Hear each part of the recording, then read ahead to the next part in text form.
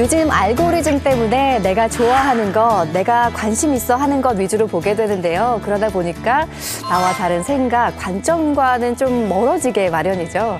하지만 다양한 생각들이 만날 때 세상은 더 넓어지기 마련이고 새로운 통찰도 생기기 마련인데요. 나와 다른 생각, 관점과 만나는 가장 쉬운 방법, 바로 독서겠죠. 오늘도 책 이야기 함께 하겠습니다. 인생 책방 책방지기 이지혜입니다. 책, 인생 책. 책비싸우, 책수의 권진영입니다. 안녕하세요. 프로 주식 탐험가이자 인문, 기술, 비즈니스 쪽으로 글을 쓰고 있는 작가 이시안입니다. 네, 고전을 함께 읽어보는 시간입니다. 이시안의 고전 읽기. 오늘은 어떤 고전 만나볼까요? 두 분 유토피아라는 단어 들어보셨죠? 많이 들어봤죠. 많이 들어봤죠. 많이 보셨던 그 단어를 탄생시킨 그런 작품이 있어요. 그래서 오늘은 이 단어를 탄생시킨 고전을 소개해 드릴까 합니다. 근데 유토피아 하면 뭐 영화에서 나오는 것처럼 미래의 완벽한 도시 막 이런 생각이 드는데, 아니 이 단어가 고전에서 나온 거라고요? 무려 1516년 작품이 있어요. 그 작품은 영국의 토머스 모어라는 인문학자가 쓴 건데 원제는 굉장히 깁니다. 원제는 최상의 공화국 형태와 유토피아라는 새로운 섬에 관한 재미있으면서도 유익한 대단히 훌륭한 소책자. 이게 원제예요. 설명이 긴데요? 네. 요즘 제목은 그냥 유토피아입니다. 토머스 모어의 유토피아예요.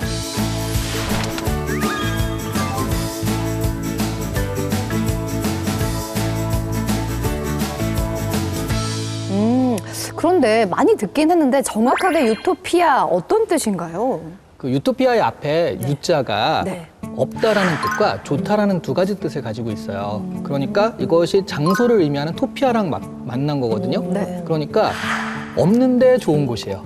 그 피터팬에 나오는 네버랜드 같은 절대 네버 없는 랜드처럼 유토피아가 이제 그런 뜻입니다. 약간 절망적인데요. 네. 완벽하게 좋은 곳인데 세상에 없는 곳. 그러니까 희망만 주고 결국은 아무것도 우리가 볼 수 없는 세상이라는 네. 뜻일 텐데요. 근데 갑자기 왜 이런 이상적인 세계에 대해서 얘기한 걸까요? 이 책이 쓰였던 때의 그 배경을 아는 게 중요한데 첫 번째 포인트로 그거부터 살펴보도록 하겠습니다.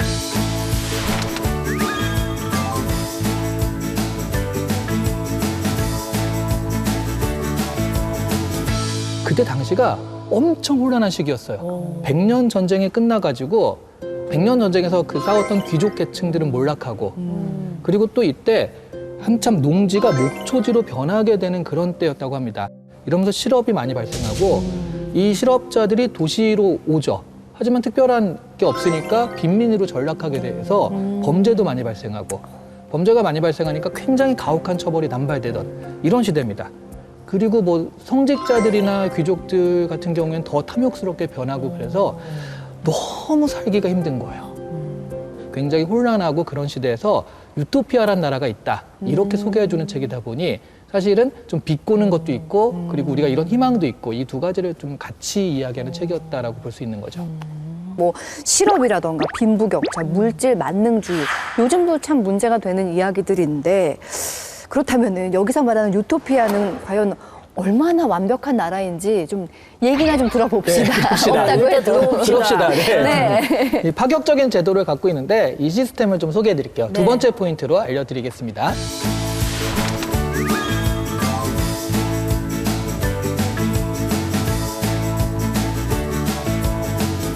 유토피아는 한마디로 경제는 공산주의를 표방해요. 그리고 정치는 민주주의 체계입니다.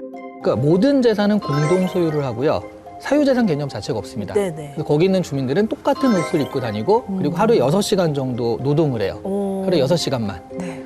필요한 물건이 있으면 창고에서 수령하면 되고요. 네. 예, 다 나눠줘요. 그러니까 돈이 필요 없는 사회인 거죠. 그러네요. 농업이 기본 직무인데 농업은 의무적으로 한 2년 정도 종사하면 자기가 할 수 있는 걸, 하고 싶은 거를 할 수 있고 그런 사회입니다. 근데 또 이렇게 평등을 지향하지만 노예제는 또 있어요. 그리고 종교관이 그러니까 신에 대해서 너도 인정하고 너도 인정하고 네가 믿는 신도 인정한다. 이게 당시로선 굉장히 파격적인 세계관이거든요.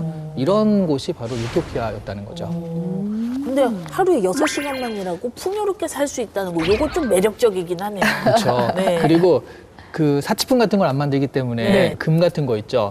금으로 뭘 만드냐면 죄인들의 족쇄를 만듭니다. 너무 이상적이잖아요. 그러니까 우리가 할 수 있는 이상사회와 너무 다른. 네. 그러다 보니까 뭔가 이 유토피아를 만든 토마스 모어의 진짜 의도가 있었을까, 있지 않았을까 이런 생각도 들어요.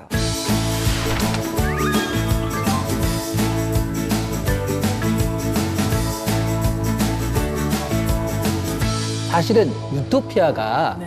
이렇게만 말씀드리니까 무슨 되게 진지한 정치서 같잖아요. 네. 그게 재밌는 농담이에요. 지적 유희예요. 그래서 서술도 되게 장난스러운 게 많습니다. 예를 들어 유토피아의 지리를 묘사할 때요. 도시 간의 거리는 가장 가까워도 최소 24마일이고 가장 멀리 있는 곳도 걸어서 하루 정도 걸린다. 이렇게 묘사를 해요. 근데 이 두 거리가 같은 거리예요.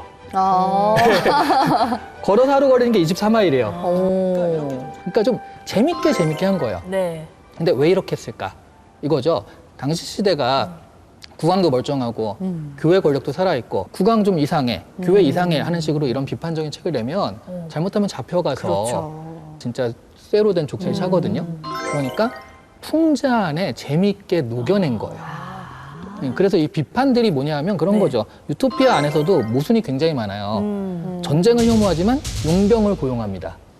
그리고 평등을 추구하지만 노예제는 있어요. 이상하다. 네, 종교의 자유를 이야기하지만 무신론자는 또 배제해요. 뭐 이런 식으로 유토피아조차도 현실적인 모순을 이렇게 갖고 있을 수밖에 없다. 완벽한 사회란 환상에 불과하다. 그리고 지금 사회가 얼마나 좀 모순적인 것인지에 대해서 이런 식으로 살짝 표현하는 그런 책이라고 할 수 있습니다. 유토피아라는 책이 우리가 살고 있는 지금 사회가 어떤가, 더 나은 세상의 모습은 어떤가에 대한 고민을 좀 던져주는 책이라는 생각이 듭니다. 자, 지금까지 이시안의 고전 읽기 함께했습니다. 다음 시간도 기대할게요.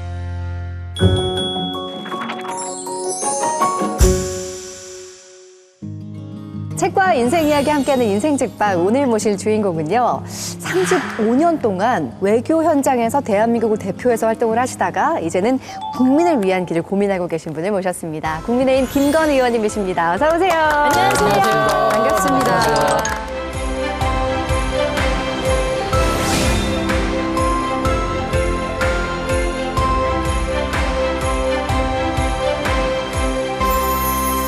외교부에서만 35년 일을 하셨다고 들었습니다. 저희 엄마가 늘 하는 얘기가 한 우물만 좀 깊게 파라 하는데 사실 이게 쉽지가 않거든요. 한 분야에서 그렇게 30년 넘게 일을 한다는 건 그만큼 적성에 잘 맞으셨던 거겠죠? 뭐 적성에도 잘 맞고 네. 저희는 이제 계속 해외 임지가 바뀌기 때문에 35년이 어떻게 간지 모르겠습니다. 와, 부럽네요. 그렇게 일을 즐겁게 할 수 있다는 게.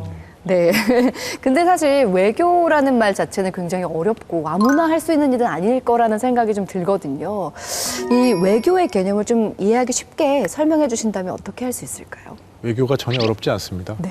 왜냐하면 우리 이지 아나운서님하고 저 만나서 네. 얘기도 하고 관계도 이제 맺고 그러잖아요. 네.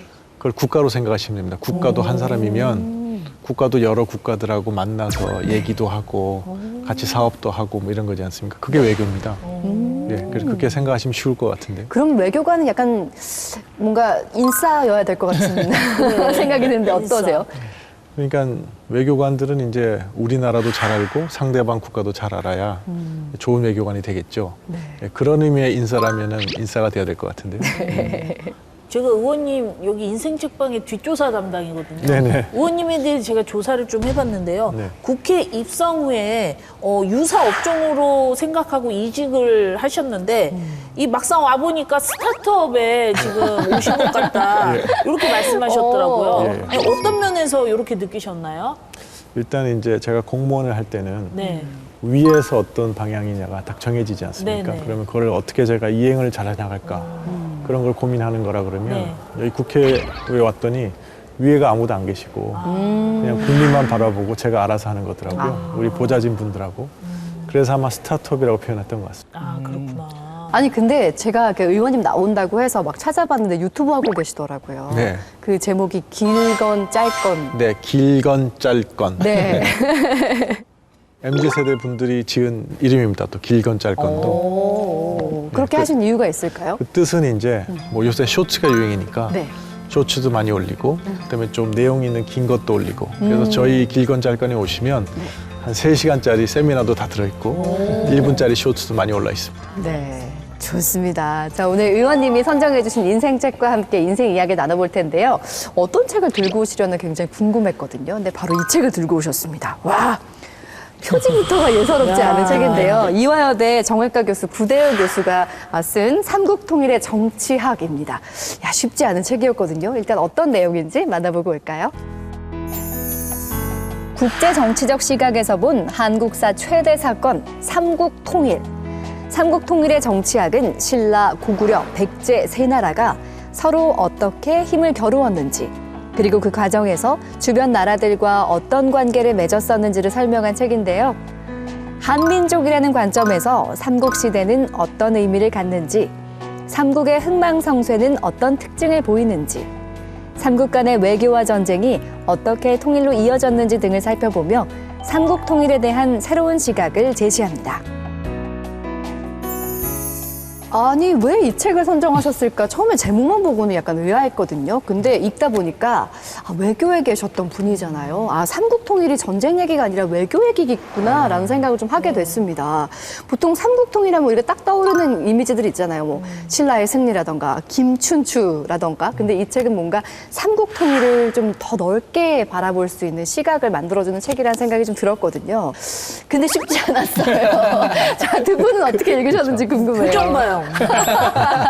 저도 이게 삼국시대 이야기겠거니 하고 이제 책을 넘겼는데 네. 국제 정세, 외교 전략 한 장 한 장 넘길 때마다 진실의 미간이 참 어렵구나 이런 생각에 우리 의원님은 아주 조금 원망도 했었습니다. 우리 작가님은 어떻게 즐겁게 보셨어요? 저는요.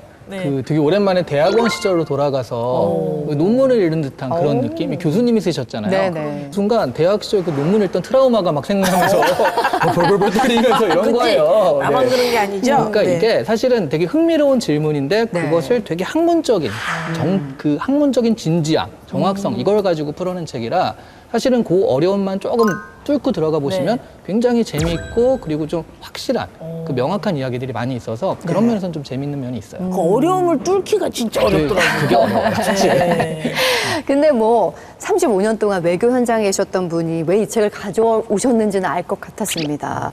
일단 솔직히 일반인에게는 어려운 내용일 수 있어요. 왜냐하면 국사 시간에는 삼국통일 길게 다루지 않는 내용이거든요. 근데 이렇게 진지하게 깊게 얘기를 들어보니 또 새로운 시각이었는데 이 책을 인생책으로 꼽으신 이유가 있을 것 같아요. 제가 사실 인생책이 여러 권 있습니다. 네. 여러 권 있는데 여러 번 나와주셔야겠습니다. 이 책을 제가 갖고 온 이유는 네. 이제 우리 국민들께 좀 전하고 싶은 메시지가 이 책에 많이 담겨 있어서 네. 그렇습니다. 그래서 삼국통일의 정치학이 이제 삼국시대 얘기이긴 한데 오늘날에도 적용되는 게 많아서 그래서 이 책은 좀 많이 보셨으면 좋겠다. 근데 다만 이제 우리 구대열 교수님이 학자적으로 이렇게 글을 쓰시다 보니까 조금 어렵습니다. 어려운데 제가 그래서 강연을 한번 할까? 제가 강연을 하면 아주 재밌게 쉽게 풀어드릴 수 있는데 뭐 그런 생각도 하고 있습니다. 길건 짧건에 한번 올려주시죠. 길건 짧건 한번 올려보겠습니다. 좋습니다. 자, 어떤 내용인지 점점 궁금해지실 텐데요. 자, 키워드를 통해서 하나하나 살펴보겠습니다. 첫 번째 키워드 함께 볼까요? 네, 첫 번째 키워드는 바로 외교는 타이밍입니다. 보통 뭐 결혼은 타이밍 뭐 이런 얘기는 많이 했던 것 같은데 네. 외교가 타이밍이다. 글쎄요. 이 책을 일단 보면요. 삼국의 외교가 나오거든요. 특히나 뭐 고구려가 외교를 통해서 동북아의 강대국으로 성장해가는 과정이 이 책에 나옵니다. 고구려의 외교 정책 어떻게 보시나요? 이 책을 보면서 가장 재밌었던 부분이 뭐냐면 우리 조공에 대해서 알고 있지 않습니까? 네. 조공. 그런데 고구려 시대에 가장 중국에 조공 사절을 많이 보낸 왕이 어느 시대인지 아십니까? 이 책에 나와 있는데 이 책 읽으셨으니까 아시죠? 선생님 같아요. 갑자기 퀴즈를. 것 같아요, 의원님. 아까 다 읽으신 것처럼 얘기해서 제가 지금 책을 읽으셨는지 점검하는 겁니다. 관계토. 예, 맞습니다. 네. 예. 관계도 컨닝했다. 예, 그 광개토대왕과 장수왕 시절에 네. 가장 많이 전성기 때인데. 예, 조공사절을 보냈습니다. 그러니까 우리는 조공사절을 보낸다 그러면 약간 부정적인 시각을 갖고 있지만 네. 사실은 이제 이 아시아의 국제 질서에 있어서는 옛날에 이제 조공사절을 보낸다는 게 외교의 형식이었습니다. 달리 말하면 광개토대왕과 장수왕 때 외교를 가장 열심히 했다 이렇게 볼 수 있는 거죠. 그러니까 많은 분들이 광개토 대왕 때하고 장수왕 때 우리가 그 고구려가 강역을 넓히고 강한 대국이 된 것이 그 마치 힘이 세서 그렇지 않았을까 이렇게 생각하는데 그 책을 읽어보시면 그게 아닌 거죠. 그게 아니고 외교를 열심히 했기 때문에 강한 대국이 됐다 이렇게 나와 있고 반대로 고구려 역사에 있어서 조공을 일체 안 보낸 시절이 있었습니다. 그게 언제일까요? 아니 왜 이렇게 무서워요? 네, 누구 때죠? 주섬. 제 말 속에 다 답이 있는데 언제냐면 연개소문 시절입니다. 마지막. 예, 그 소문을 연개소. 들었어요, 저도. 아주 자주적인 영웅이고 이렇게 해서 우리 그러는데 사실은 가만 생각해 보면 연개소문 때 고구려의 그 군사력이 엄청 강했거든요. 그런데 군사력을 믿고 외교를 게을리한 거죠. 거꾸로 말하면. 근데 결국 그 결론이 고구려의 멸망으로 나타난 거죠. 그러니까 우리가 생각하는 거하고 현실하고 좀 다르다 이렇게 생각하고 있고 그래서 우리 민족은 지정학적 위치 때문에 외교가 결국은 우리에겐 가장 중요한 우리의 생존과 번영의 가장 중요한 요소다. 그런 걸 알려주는 책이라서 꼭 국민들께서 한번 보셨으면 좋겠다 그래서 갖고 나왔습니다. 그 책에서 되게 또 인상 깊었던 게 삼국의 외교 방식이 다 다르잖아요. 네네. 그래서 백제 같은 경우에는 타산적 외교, 그리고 고구려는 자주적 외교, 신라는 또 수명 외교를 한다고 그러는데 좀 이름에서 나오는 것 같긴 한데 그 부분이 어떻게 다른지 설명을 좀 해주실 수 있을까요? 고구려의 외교라 그러면 특히 전성기 때 외교를 보면 아주 적극적인 외교를 통해서 국제 정세를 누구보다 정확하게 파악하고서 거기에 대응하는 그런 외교. 그러니까 그런 걸 했을 때 고구려가 흥했고 그러지 않았을 때는 그 아무리 군사적으로 강대하더라도 결국 망하고 말았다. 이게 이제 고구려 외교의 교훈인 것 같고요. 신라 같은 경우는 보면 아까 이제 수능형이라 그랬는데 수능보다는 저는 이제 적응형이라고 해야 되겠죠. 왜냐하면 신라가 세 나라 가운데 가장 불리한 여건이었습니다. 네. 지정학적으로. 왜냐하면 배후에는 이제 외가 있어서 항상 외 공격을 받았기 때문에 배후도 안전치 못하고 그다음에 북쪽으로는 고구려라는 강대국이 있고 그다음에 바로 옆에는 또 그 백제라는 또 국가가 있었는데 먼저 백제하고 연합을 해서 고구려 세력을 막으면서 한강 위역을 차지하고 그다음에 그 이후에는 다시 이제 당나라하고 교통을 해가지고 고구려를 무너뜨려서 통일을 하지 않았습니까? 그러니까 이런 과정을 갔으니까 결국은 아주 불리한 지정학적 환경이더라도 적극적인 외교를 통해서 그거를 자기의 강점으로 만들어갈 수 있다. 그렇게 잘 적응한 예가 신라라고 보여지고요. 그다음에 백제 같은 경우는 아주 그 문화적으로 융성했음에도 불구하고 당나라가 이제 침입하는 거에 대한 대비를 제대로 못했거든요. 그래서 어떤 국제 정세의 흐름, 특히 새로운 기술. 왜냐하면 당나라의 항해술로 백제를 그렇게 공격하기가 어렵다고 생각했기 때문에 사실 그렇게 방비를 안 했는데 항해술의 발달로 그런 능력이 생기면서 한 거니까 특히 이제 오늘날에도 우리가 시사하는 바가 큽니다. 그 신라의 모습을 보면요, 굉장히 어떻게 보면 유약한, 좀 불리한 점도 많았던 나라였는데도 그냥 뭔가 잘 외교를 통해서 이 나라와 함께하고 이런 걸 통해서 자기 그걸 이루잖아요. 네. 달리 얘기하면 굉장히 영민하게 적응 외교라고 하셨는데 뭔가 자기에게 유익한 거를 그때그때 잘 판단했던 외교라는 생각이 들어요. 그러니까 뭐 쉽게 얘기하면 외교라는 건 뭔가 강하게 밀어붙이는 고집스러움보다는 뭔가 유연함이 더 중요하다라는 해석도 할 수 있을 것 같은데요. 의원님께서는 어떤 접근이 가장 효과적이라고 보세요? 외교에 있어서? 그러니까 뭘 당연히 유연함이 중요한데 그렇다고 이랬다 저랬다 하는 거는 외교는 좋지는 않습니다. 왜냐하면 그러면 신뢰가 안 생기지 않습니까? 네. 그러니까 어떤 큰 대전략을 세우고 약간 어려움이 있더라도 그 대전략 속에서 그걸 추진해 가는 가운데에서 국면마다 유연함을 잃지 않는 거 그게 이제 좋은 외교를 하는 지름길인 것 같습니다. 의원님 얘기를 들을수록 되게 준비되어 있는 외교관이신 것 같거든요. 근데 어릴 때부터 외교관을 꿈꾸셨다고 들었는데 어떤 계기에서 그런 꿈을 꾸신 거예요?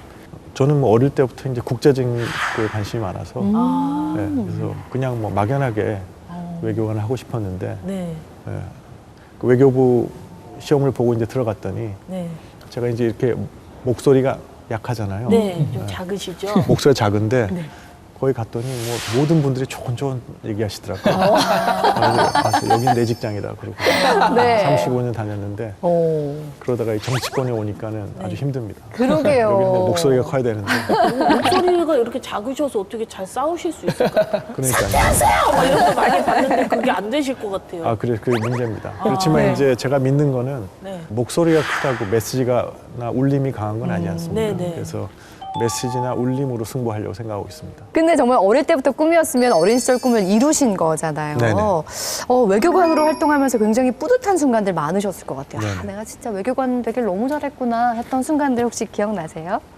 그럼요. 너무 많아가지고 네. 그중에 뭘 말씀드려야 될지 모르겠는데 뭐 가장 이제 기쁠 때는 협상이 타결됐을 때입니다.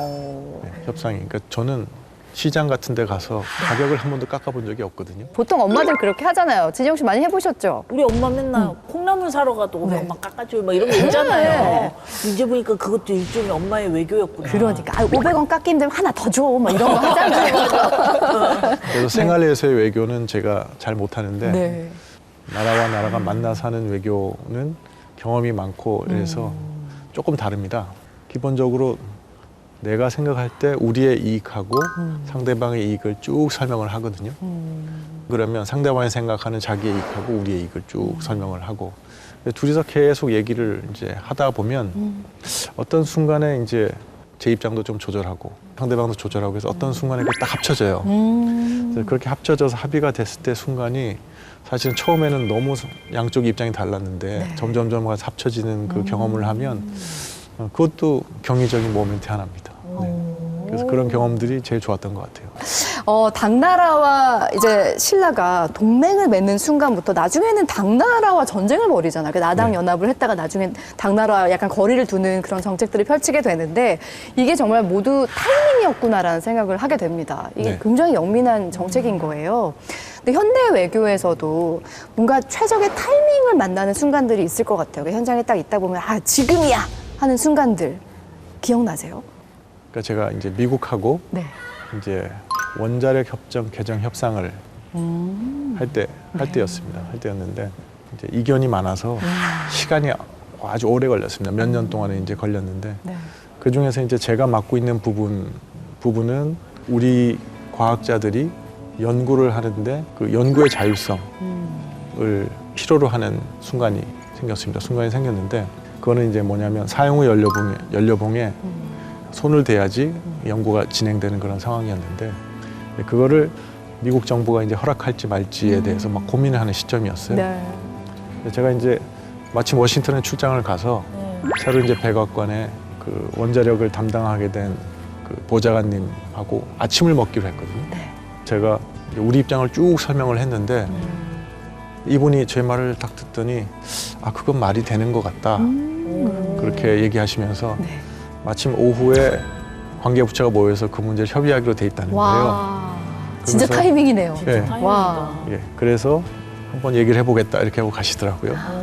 그래서 그랬는데 오후 한 5시쯤 되니까 이제 국무부의 제 카운터파트가 저한테 전화를 해서 아, 한국이 그 하려는 거를 예, 허용하기로 했다고 알려오더라고요. 그래서 아침에 그냥 우연히 제가 그분께 말씀드린 게 오후에 그런 결과로 돌아오는 거 보고 아 내가 참 운이 좋았다, 타이밍이 좋았다 뭐 이런 생각을 한 적이 있습니다. 자, 우리 김건 의원님과 함께 책과 인생 이야기 나눠보고 있는데요. 두 번째 키워드 함께 보겠습니다. 자, 두 번째 키워드는 바로 작은 나라, 큰 전략입니다. 신라는 삼국 중에서 가장 작은 나라, 정말 뭔가 불리한 위치에 있었던 나라였는데 결국은 삼국 통일을 이뤄냈습니다. 외교를 통해서 어떤 국력의 한계를 뛰어넘었다고 봐도 되겠죠? 네, 맞습니다. 그러니까 신라가 성공할 수 있었던 것이 그 신라가 이제 힘이 약하고 그다음에 지정학적으로 불리한 위치에 있다고 말씀드렸지 않습니까? 네. 그래서 끊임없이 자기의 파트너를 찾는 외교, 자기의 동맹을 찾는 외교를 했습니다. 어쨌든 삼국 통일의 가장 핵심은 뭐냐?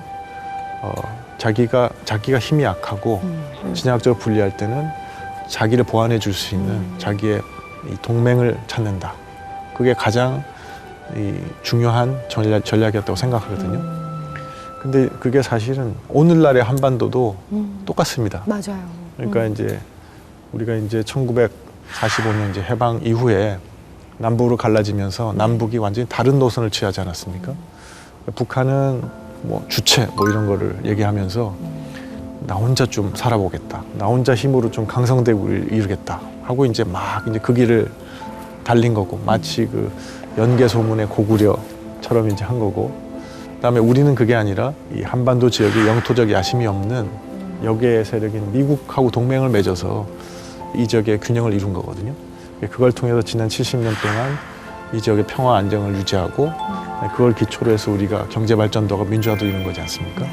그래서 그 결과를 놓고 보면 북한의 이제 접근법보다는 우리가 했던 접근법이 더 나은 것이었다고 생각이 들고 그거는 마치 이 책에 나오듯이 신라가 했던 전략하고도 또 일맥상통하다 그런 생각이 들어요. 그래서 뭐 여러 가지 교훈을 준다고 생각하고 있습니다. 네. 그러니까 뭐 외교에 있어서만큼은 영원한 적도 영원한 우방도 없다라는 거를 이제 신라를 통해서 배우게 되는데 말씀하셨다시피 지금 우리나라가 뭐 미국, 중국, 뭐 일본도 그렇고 강대국들 사이에서 있는 그 지정학적으로 그런 위치에 있잖아요. 그러니까 신라를 통해서 우리가 참고할 만한 교훈들이 많을 것 같아요. 지금도.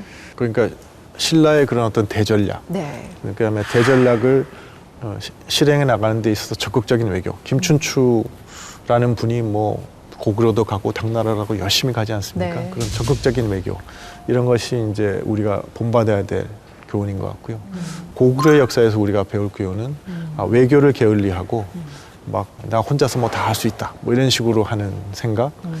그런 생각이 좀 잘못될 수도 있겠구나 하는 교훈을 얻어야 되고 또 이 책에서 또 하나 교훈을 받아야 될 것은 또 일본입니다. 예, 일본. 이 삼국 시절부터 일본이라는 것은 한반도에 강력한 영향력을 미치는 강대국이었다는 것이고 우리 그 신라의 문무대왕도 돌아가신 다음에 일본의 침략을 막기 위해서 동해 용왕이 되겠다고 그 동해에 묻히셨지 않습니까? 그런 걸 봐서도 고대 시대부터 일본이라는 나라가 한반도에 큰 영향을 미치는 나라였고 그러니까 결국은 우리나라는 중국이나 일본의 강력한 영향력 속에서 이 생존해야만 되는 그런 숙명을 가진 나라다 이렇게 볼 수 있는 것 같고요. 그래서 아까 말씀드렸듯이 지금은 그런 어떤 일본이나 중국의 영향, 나아가서 북방에 있는 러시아의 영향, 그래서 우리의 그 이웃 국가들이지 않습니까? 그런 큰 강대한 이웃 국가들 속에서 우리가 균형을 유지하고 균형을 유지함으로써 평화와 안정을 보존하기 위한 우리 한미 동맹. 이런 기본적인 구도와 대전략 이런 걸 계속 생각하면서 우리 외교를 적극적으로 해나가야 된다고 생각합니다. 의원님께서 외교관 시절에 굉장히 인상적인 전략으로 많은 화제를 일으켰던 적이 있으시더라고요. 제가 그래서 그걸 이름하여 각건 프로젝트라고 한번 이름을 지어봤거든요. 네. 각건 프로젝트 각건? 궁금하시죠? 제 사진 준비했습니다. 네. 짠! 와! 자, 이거 보시면 갓을 쓰셨네요. 네, 진짜 각건 맛있네. 프로젝트입니다. 당시 신문 타이틀이 영왕실 마차 타고 버킹 엄궁에 나타난 한국의 김선비였습니다. 네, 이게 다 보이시죠? 갓쓴 김건 의원이시네요. 네. 갓건. 네. 약간 저는 그런 느낌이에요. 요즘에 너튜브 같은 거 보면 100년 전 사진 복원 있잖아요. 100년 전 사진은 칼라로 네. 복원한 약간 그런 느낌. 마차에다가 그러네요. 가니까 약간 그런 느낌이에요. 이게 어떤 상황이었어요? 저게 이제 당시 이제 엘리자베스 여왕이 살아계시더라서 네. 엘리자베스 여왕께 제가 신임장을 제정하는 날인데요. 근데 이제 저기 버킹엄 궁에서 하는데 아직 코로나 때라 여왕께서는 이제 그 윈저궁에 계시고 버킹엄에 가서 이제 영상을 보면서 여왕께 이제 신임장을 제정하고 대화를 하는 모습입니다. 페이스타임으로. 예. 그런데 이제 버킹엄에 갈 때는 이제 왕실에서 마차를 보내서 그 마차를 타고 가거든요. 야, 이건- 되게 이색적이다. 이거 보면은 마차인데 이렇게 갓 쓰고 이렇게 한복 입고 있으니까 느낌 있다. 그런데 보통은 한복은 입는 경우 많이 봤는데 이게 갓을 생각은 잘 안 하거든요. 네. 어떻게 갓을 쓰고 가실 생각을 하셨어요? 그러니까 이제 제 전전임 대사 때부터 한복을 입고 신임장을 제정을 시작했는데 제가 내정이 돼서 가려고 그러는데 영국 근무를 하고 왔던 우리 과장 한 분이 제 사무실에 와서 네. 요번에 가서 한복 입고 하실 텐데 꼭 갓을 쓰고 신임장을 제정하시라. 네. 그래서 제가 왜 갓을 써야 되느냐고 반문을 하니까 그 과장께서 하신 말씀이 그 영국 사람들은 모자를 너무 좋아합니다. 그러네요. 네, 모자에 관심이 비슷하다, 많습니다. 진짜 그렇게 오. 보니까. 그래서 당시에 넷플릭스에서 킹덤이라는 우리 드라마 있지 않습니까? 네네. 네네네. 그게 영국 사람들이 너무 좋아하는데 전부 모여서 간 얘기만밖에 안 합니다. 주지훈 씨가 이렇게 다, 네. 그래서 이게 무슨 모자냐 그러고 네. 그래서 갓을 쓰고 가시면 영국 사람들이 아주 관심 있어 하고 우리의 문화에 대해서도 더 관심을 많이 보일 테니까 갓을 쓰시면 공공외교 효과가 좋을 것이다. 그렇게 이제 저한테 건의를 해서 그래서 갓을 이제 사서 쓰고 한번 가봤는데 정말로 좋아하시더라고요. 네, 영국에 없는 모자 스타일이잖아요. 부모님께서 이렇게 한국의 미로 이 전략적인 네. 그 한국을 많이 알리셨잖아요. 네.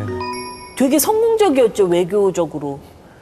뭐 외교적으로 성공이라기보다는 네. 관심을 많이 받았던 것 같습니다. 왜냐하면 이제 기사가 영국 언론에 많이 났거든요. 그래서 영국 언론에 많이 나다 보니까 우리 언론에도 나서 우리 네. 국민들한테도 알려졌는데요.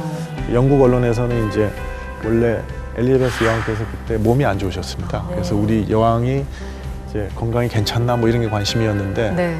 그래서 그 기사를 이제 막 내면서 그런데 참 오늘 한국 대사는 갓을 쓰고 GAT 갓을 쓰고 와서 신일장을 제정했다 이렇게 기사를 냈어요. 예, 그래서 그게 아, 영국 분들도 갓에 관심이 많았구나 이런 생각이 얼마나 이 기력이 딸리면 목소리가 이렇게 작으세요. 마음 아프게. 그래서 제가 잠깐 쉬어가는 코너 권진영의 결정 OX 시간 준비했습니다. 자, 첫 번째 질문 드리겠습니다. 어릴 때부터 태극기만 보면 가슴이 두근두근, 애국가를 들으면 눈가가 촉촉했었다? 하나, 둘, 셋. 노래 부르듯이. 아, 정말요? 애국가만 들어도? 네, 그래 아마 제가 공직을 택했던 이유는 네. 그런 것 때문이었던 것 같습니다. 어릴 때부터 마르고 닳고 뭐 이렇게 울면서 애국가 부르시고 그러셨어요? 정말 그랬습니다. 근데 저는 이상하게 태극기가 펄럭이는 것만 봐도 이렇게 가슴이 설레고 그러더라고요. 네. 야, 천생 나라일 할 분이시네요. 두 번째 질문 드려볼게요. 나의 가장 큰 자산은 글로벌한 인맥이다. 하나, 둘, 셋. 진짜요? 우리가 알만한 그 글로벌한 사람 좀 얘기 좀 해주세요. 아니 뭐 글로벌한 인맥이라고 얘기해서 거창하게 들리는데 그게 아니라 제가 이제 여러 군데 근무했으니까 네네. 이제 근무를 할 때마다 이제 사귄 친구들이 있고 네, 그분들이 이제 아직도 만나면 반갑게 인사하고 그러니까 그런 게 이제 저의 자산인 것 같아요. 근데 의원님 보면은 이렇게 조근조근 얘기하시는 스타일이어서 한 번 친해지면 진짜 배프될 것 같은 느낌이 그러니까요. 들어요. 네, 다음 질문 드리겠습니다. 외교 언어만큼 여의도 언어가 어렵게 느껴질 때가 있다. 하나, 둘, 셋. 오늘 전부 다 그러니까. 오야. 네. 어떤 게 가장 어려워요? 그러니까 그러니까 저희가 외교 협상을 하고 나와서 이제 막 이제 싸우고 나왔을 때 하는 얘기가 오늘은 참 허심탄회한 의견 교환했다 이렇게 얘기하거든요. 그리고 이제 뭐 별로 합의가 되는 게 아무것도 없을 때 나와서 하는 얘기가 오늘 참 건설적인 협의를 가졌습니다 이렇게 얘기하는데 그러니까 저희는 이견이 있더라도 그거를 갖다 공개적으로 드러내는 거는 그 양국 국민 감정을 해칠 수 있기 때문에 이렇게 완화시켜서 얘기하는 게 저희 습관이 돼 있는데 이제 여의도에 오니까는 정말로 그렇게 아닌데도 엄청 싸우는 것처럼 이렇게 하실 때가 많더라고요. 거꾸로. 네. 그래서 그런 얘기를 들으면 꼭 저렇게 얘기 안 하셔도 되는데 네. 그래서 그럴 때는 제가 이제 좀 적응이 잘 안 되고 그렇습니다. 이렇게 점잖으신데. 자, 마지막 질문 드릴게요. 정치가 스타트업처럼 힘들다고 했지만 유니콘이 될 자신이 있다? 하나, 둘, 셋. 오늘 5였어. 정말요, 의원님? 예. 왜냐하면 네. 제가 이제 9분의 그 우리 보좌진분들 같이 하는데 이분들이 너무 훌륭하세요. 그래서 제가 그것만 잘 따라가면 네. 성공한 스타트업이 될 수 있을 것 같습니다. 야, 앞으로의 또 일정들이 다 기대가 되네요, 의원님. 우리 김건희 의원님의 솔직한 OX 퀴즈 감사합니다. 자, 계속해서 세 번째 키워드 살펴보겠습니다. 김건희 의원님의 책과 인생 이야기. 세 번째 키워드는 갓건의 무대입니다. 자, 우리가 갓건 이야기를 오늘 많이 했는데 영국에서 이게 갓을 쓰고 화제가 되셨을 때처럼 이제는 정치라는 무대에서 새로운 모습들을 보여주고 계십니다. 일단 외교관으로서 또 국회의원으로서 무대가 좀 달라졌잖아요. 어떠세요? 큰 차이점 또 공통점도 있을 것 같은데요. 뭐 차이점이 더 많이 느껴지죠. 아까 말씀드린 것처럼 이제 중요한 거는 국회의원으로서는 국민께 평가를 받는 게 제일 중요하지 않습니까? 외교관으로서는 외교하는 것들은 국민께 잘 설명드리기가 어려운 게 많습니다. 그래서 사실 평가를 대통령과 장관께 받는 경우가 많은데, 그래서 뭐 그런 것도 큰 차이가 있는 것 같고요. 또 하나는 가장 큰 차이는 이제 행정부에 있었으니까 정책을 집행하는 거에 중점이 뒀다 그러면 여기서는 입법이 중심이니까, 그러니까 입법 중심의 그런 것도 많이 다른 것 같아요. 근데 입법이란 거는 한번 하게 되면 많은 사람한테 영향을 미치지 않습니까? 네. 그래서 그런 의미에서의 또 보람도 큰 것 같아서 뭐 열심히 하고 있습니다. 요즘도 태극기 보고 애국가 들으면 눈물이 나시나요? 아직도 그렇습니다. 예. 여전히 그 국가에 대한 뜨거운 마음을 갖고 계시는 거군요. 35년 동안 외교 현장에서 쌓았던 경험들이 그냥 생각해도 굉장히 큰 힘이 되실 것 같아요. 그렇습니다. 네. 그러니까 제가 국회의원을 하면서도 그게 저의 가장 큰 강점인 것 같아요. 뭐냐면 이제 우리의 외교라는 것이 제 플랫폼처럼 이렇게 돼서, 그러니까 국정이 너무 다양하고 많아서 챙겨야 될 이슈가 많지만 저는 결국은 이게 저희 전문성이니까 이 전문성 속에서 국민들께 평가받아야 되겠다는 생각을 하고 그런 활동을 열심히 하고 있거든요. 만약에 이제 그런 게 없다 그러면 이걸 해야 될까 저걸 해야 될까 너무 고민할 것 같은데, 뭐 저는 그러지 않고 일단은 우리 국민들을 하고 우리 외교를 연결하는 이음새가 되는 것이 제 지금 역할이라고 생각합니다. 그래서 그 역할을 오늘도 사실 그 역할을 하려고 나왔습니다. 좋습니다. 이 정치라는 게 결국은 국민을 위한 큰 전략을 세우는 과정인 거잖아요. 의원님께서 지금 서 계신 자리에서 어떤 이야기를 계속 써 내려가고 싶으신지 궁금해요. 첫 번째 오늘 제가 강조하고 싶었던 거는 우리 민족에게는 외교라는 게 절체절명의 과제다. 여기에 우리가 관심과 자원과 이런 것들 많이 투입해야 된다는 걸 이제 하나 말씀드리고 싶어서 나왔고요. 또 하나는 우리에게 동맹의 소중함, 그다음에 동맹을 잘 관리해 가야 된다는 거. 사실 트럼프 대통령께서 이제 시작하고 좀 미국 우선주의라 그래서 좀 가끔은 마음에 들지 않는 그런 많은 정책들도 하시지 않습니까? 네. 그런 와중에서도 우리가 이 동맹을 소중하게 갖고 가고 지켜가고 잘 적응해 가고 그런 것이 필요하다. 또 그런 메시지도 말씀드리고 싶어서 그 두 가지가 하여튼 제가 크게 좀 강조했으면 좋겠습니다. 네. 자, 오늘 인생책으로 선정하신 삼국 통일의 정치학을 통해서 어떤 메시지 남기고 싶으신가요? 삼국 통일의 정책. 왜냐하면 우리 민족에게 있어서는 주변 민족들하고의 관계가 우리한테 큰 영향을 미치는데 사실 그런 거를 우리가 많이 가르치지 않아 왔습니다. 즉 이제 우리의 역사를 외교사로 인식하는 게 너무 약했거든요. 근데 우리 구대일 교수님의 이 책이 사실은 우리 역사를 외교사로서 좀 이해하게 하기 위한 첫 시도였습니다. 한국 외교사라는 거를 잘 들어보시지 않지 않았습니까? 그런데 그래서 저는 궁금한 게 우리처럼 외교가 중요한 나라가 없는데 왜 한국 외교사를 제대로 안 가르치지? 우리 국민들과 학생들에게. 그런 의미에서 어렵지만 아주 소중한 저작물이고 앞으로 많은 이제 학자분들이나 그 선생님들이 좀 많은 국민들이 이해하기 쉽게 저 내용을 갖다가 좀 이렇게 쉽게 만들어 주시고 많이 가르쳐 주시고 하면 좋을 것 같아요. 그래서 소위 외교의 역사로 우리 한국사를 이해할 정도로 우리 국민들이 다 되면 그러면 우리 외교가 잘 되지 않을까요? 네, 뭐 그런 생각을 해봅니다. 좋습니다. 자, 진영 씨 오늘 의원님 만나본 소감 어떠셨어요? 제가 얼마 전에 진공청소기를 샀는데요. 네. 이게 소리 없이 강해요. 요즘 잘 나와. 그리고 의원님 보니까 약간 우리 집 진공청소기가 소리 없이 강해. 네. 그럼 이렇게 보니까 국민과 나라를 사랑하는 뜨거운 마음이 있기 때문에 왠지 좋은 쪽으로다가 다 좋은 것만 흡입하는 그런 의원님이시기를 바라고 또 응원하도록 하겠습니다. 감사합니다. 네. 자, 이시안 작가님 간단한 추천평 부탁드릴게요. 이 책의 저자신 구대열 교수님이 정치학 교수시잖아요. 네. 그 제가 역사학 교수가 아니라는 것 때문에 굉장히 조심스럽게 서술을 해요. 네. 마지막에 후기에도 또 강조하거든요. 근데 생각해보면 역사에서 제일 가장 유명한 고전이 E.H. 카의 역사란 무엇인가거든요. E.H. 카가 역사학 교수가 아니에요. 정치학 교수예요. 그러니까 이분이랑 좀 비슷해요, 지금.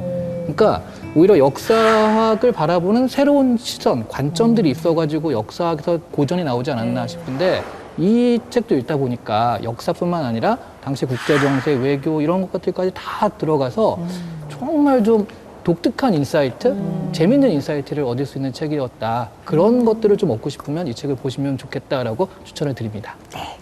자, 끝으로 의원님 시청자 여러분께 한 말씀 해주세요. 국회TV 시청자 여러분 반갑습니다. 김건희입니다.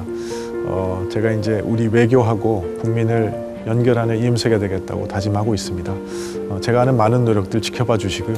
또 항상 성원해 주시면 고맙겠습니다. 감사합니다. 야, 오늘 인생책과 함께 우리 의원님 만나봤는데 굉장히 선한 눈웃음을 가지고 계시다는 생각이 들어요. 이렇게 많은 나라 외교관들과 만나서 서로 이견을 조율하고 협상을 했던 것처럼 불협화음들을 조율해 나가면서 멋지게 이끌어 가주시기를 응원하겠습니다. 자, 지금까지 국민의힘 김건희 의원님과 함께했습니다. 고맙습니다. 네, 고맙습니다. 네, 감사합니다.